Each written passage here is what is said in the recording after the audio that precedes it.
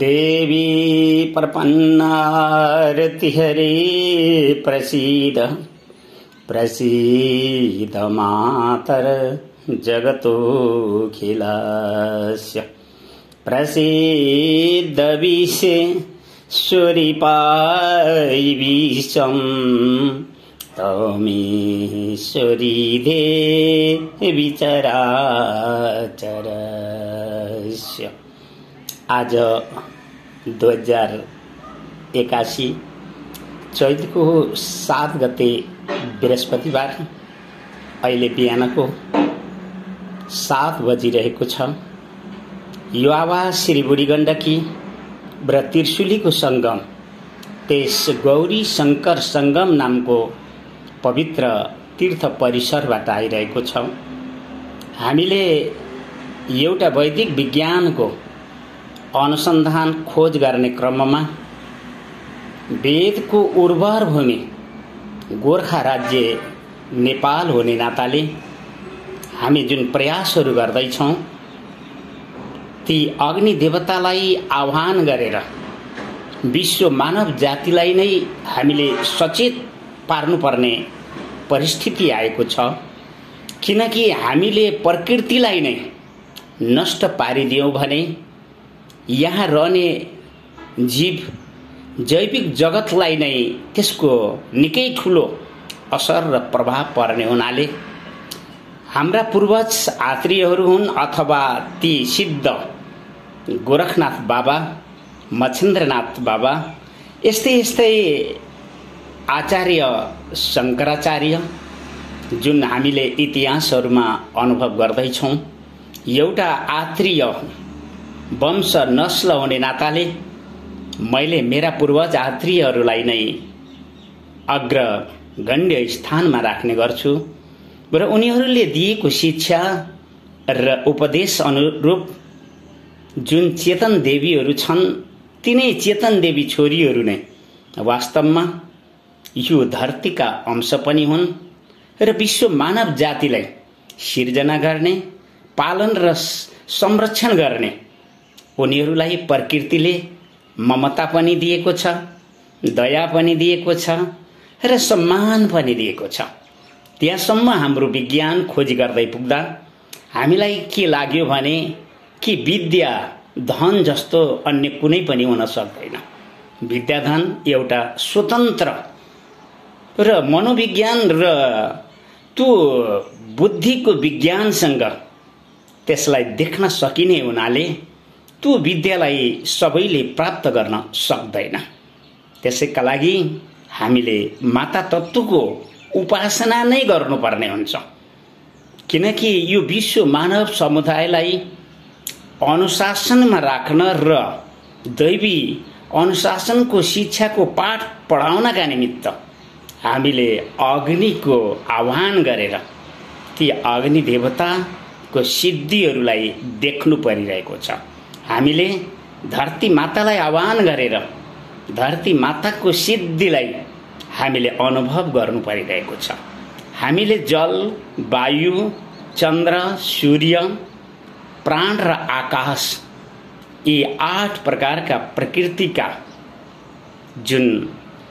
अङ्गहरू पनि हुन् र यो जैविक जगत भनौँ अथवा भौतिक जगत भनौँ, यो सबैलाई आश्रय दिने स्थान पनि हो। त्यहाँ प्रकृति छ, त्यहाँ माया कल्पित यो विश्वलाई परिकल्पना पनि गर्ने सामर्थ्य छ। त्यसैले हामीले एउटा गोर्खा राज्य नेपाल वेदको उर्वर भूमि हो भनेर परिचय गराउने बाटोमा जाँदै गर्दा हामीले वैदिक विज्ञानलाई समाइरहेका छौँ। हामीले ती आत्रेय ऋषिहरूलाई पछ्याइरहेका छौँ। हामीले चेतन ती देवी छोरीहरू जुन जसको भाषा, व्यवहार, सभ्यता, संस्कार र उनीहरूको गुण र चरित्र जस्ता विषयहरूलाई विचार गर्दै व्रतका रूपमा जो सम्मान दिन योग्य रहन्छन् उनीहरूलाई मात्र हामीले सम्मान दिँदै एउटा त्यस्तो हाम्रा पूर्वज ऋषिहरू जसले देवी सीतालाई सम्मान दिए, जसले देवी कुन्तीलाई सम्मान दिए, जसले देवी द्रौपदीलाई सम्मान दिए, ती मेरा आत्रीय पूर्वजहरूलाई मैले स्मरण गर्नै पर्ने हुन्छ। र उनीहरूले दिएको शिक्षाको बाटो, एउटा एक्लो मागन्ते जीवनको बाटो रोजेर एउटा वैदिक विज्ञानको खोजका लागि प्रकृतिको खुला विश्वविद्यालयमा पुगेर जुन प्रकारले विद्याको अभ्यास व्रतहरूका साथमा चेतन देवी छोरीहरूलाई दिने सम्मान साथ वास्तवमा हामी वैदिक विज्ञानलाई देख्न पनि सक्छौं र हामीले आजको भौतिक विज्ञानको जुन आविष्कार कलाहरू छन्, जो अन्तरिक्षमा उनीहरू विचरण गरिरहेका छन्, हामी कहाँ जुन प्रकारको आणविक परमाणु हतियारहरूका मिसाइलहरू छन्, त्यस्तो आविष्कार गर्ने जुन बुद्धिहरू छन्, त्यो बुद्धिको कतै हामीले मूल स्रोतलाई अनुसन्धान गर्यौं भने ती समस्त वैज्ञानिकहरू त्यो माता तत्त्वको गर्भमा त्यो रज अण्ड डिम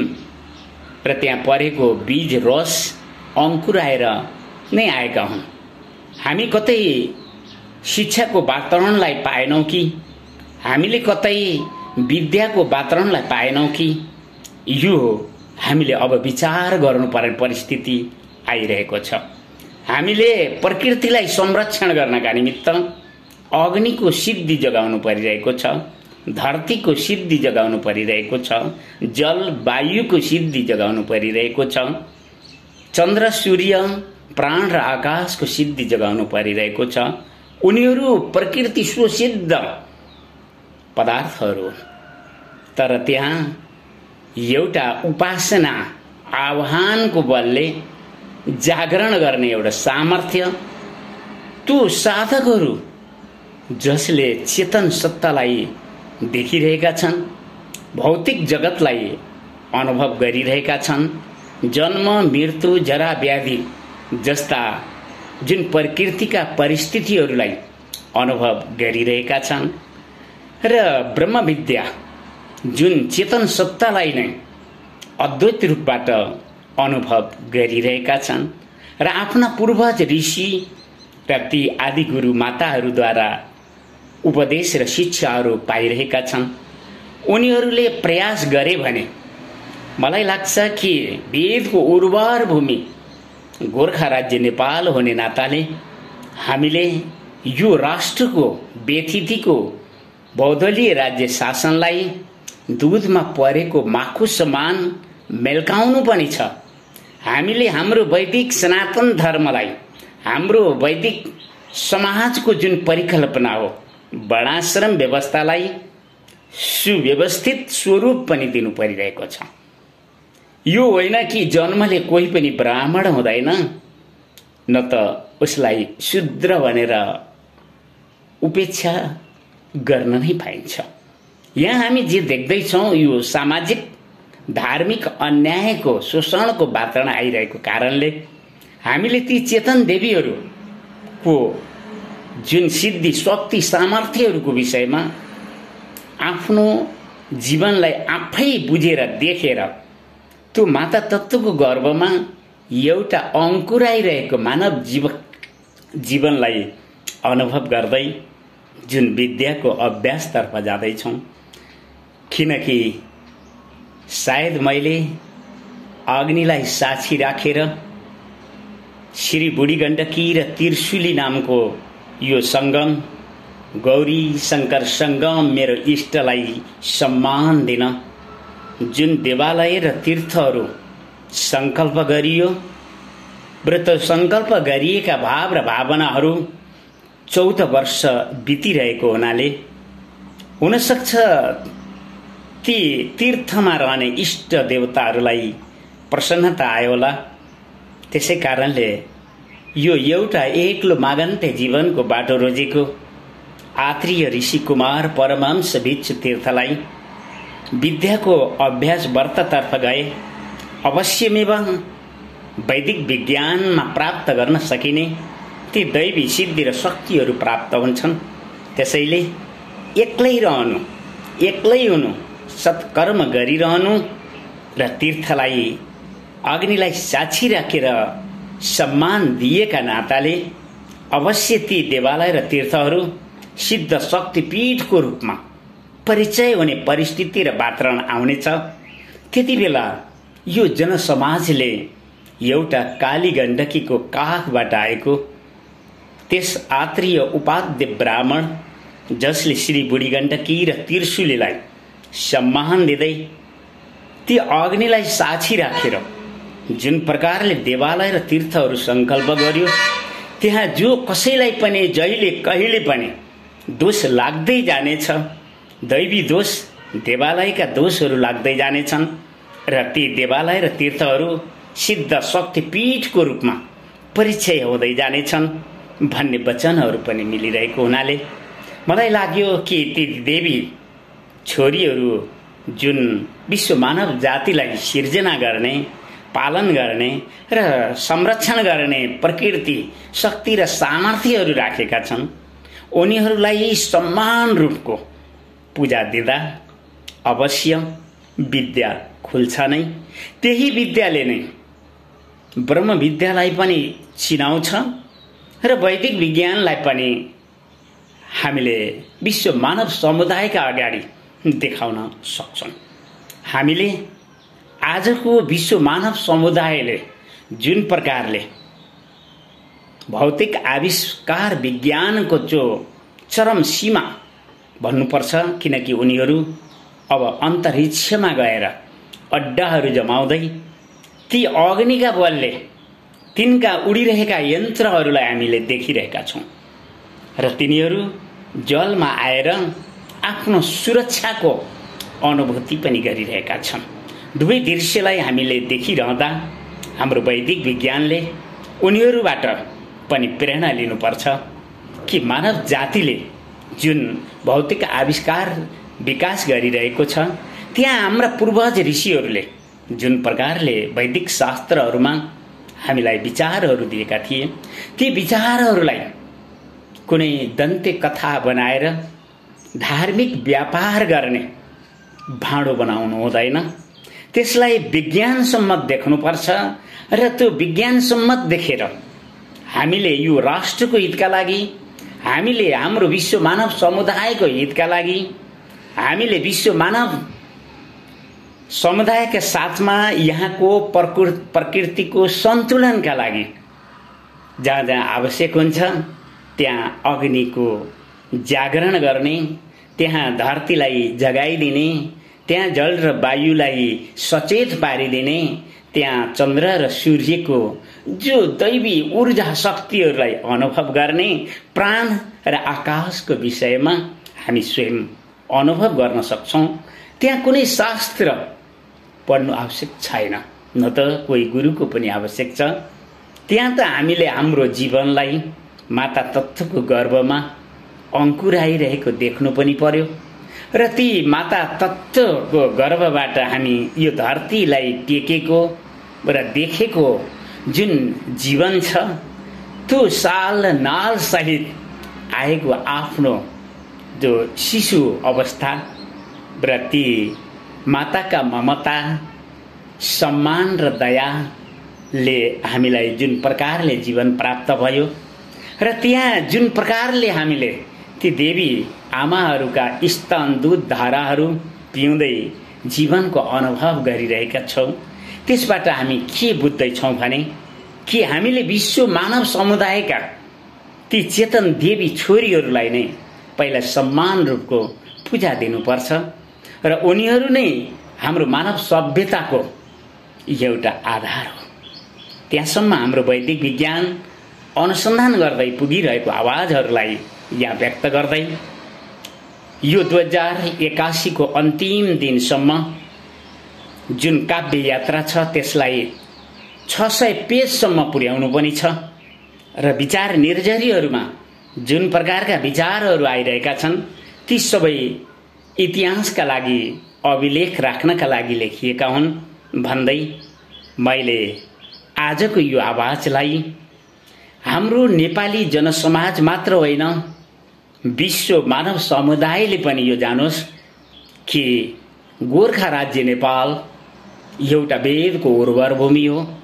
र त्यहाँ आज पनि त्यो आत्रीय नस्लमा र ती आत्रीयहरूको परम्परामा वैदिक विज्ञानलाई देख्न सक्ने सामर्थ्य राख्ने साधकहरू पाइन सकिन्छ, छन् पनि। र उनीहरूले अग्निको सिद्धि, अग्निलाई जलाएर जगाएर जब यो राष्ट्रलाई अहित गर्ने जति पनि सहर र बस्तीहरू छन् तिनीहरूलाई जब अग्न्यास्त्रको प्रयोग गरिदिनेछन् त्यति बेला विश्व मानव समुदाय यी आवाजहरूलाई स्मरण गर्नेछ र यी आवाजहरूलाई सम्मान गर्नेछ। कुनै एउटा एक्लो मागन्ते जीवनबाट रोजेको त्यस आत्रीय ऋषि कुमार परमहंस भिक्षु तीर्थले जुन आवाजहरू दिएको थियो, ती आवाजहरूमा उसले आफ्नो चेतन सत्ताको विषयमा अनुभूतिहरू झल्काइरहेको थियो। उसले जुन प्रकारले भौतिक प्रकृतिको जगतलाई अनुभूति गरेका विचारहरू झल्काइरहेको थियो र उसले गोर्खा राज्य नेपालको व्यथितिको बहुदलीय राज्य शासनलाई दुधमा परेको माखो समान जबसम्म मिल्काइँदैन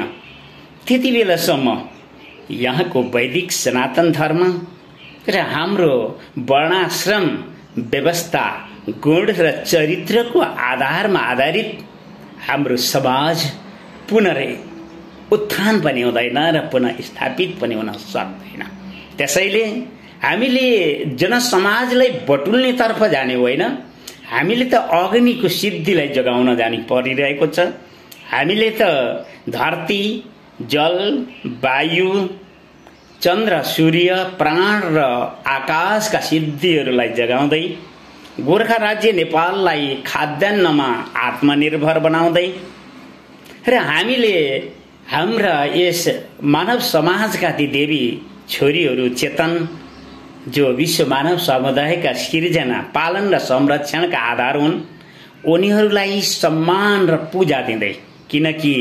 उनीहरूसँग भएको जुन शक्ति छ, सामर्थ्य छ, त्यही नै हाम्रो वेदको सामर्थ्य हो